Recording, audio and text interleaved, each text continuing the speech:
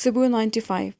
آؤ ہم خداوند کے حضور نغمہ سرائی کریں، اپنی نجات کی چٹان کے سامنے خوشی سے للکاریں، شکر گزاری کرتے ہوئے اس کے حضور میں حاضر ہوں، مزمور گاتے ہوئے اس کے آگے خوشی سے للکاریں، کیونکہ خداوند خدائے عظیم ہے اور سب الہوں پر شائع عظیم ہے۔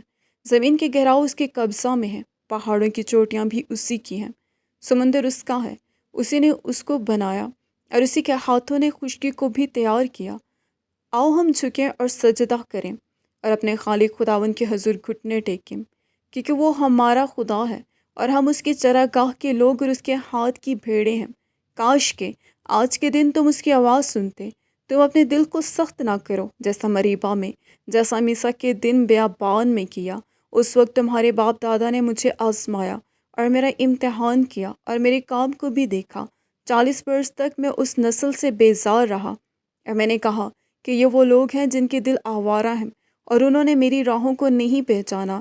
چنانچہ میں نے اپنے غضب میں قسم کھائی کہ یہ لوگ میرے آرام میں داخل نہ ہوں گے۔ آمین۔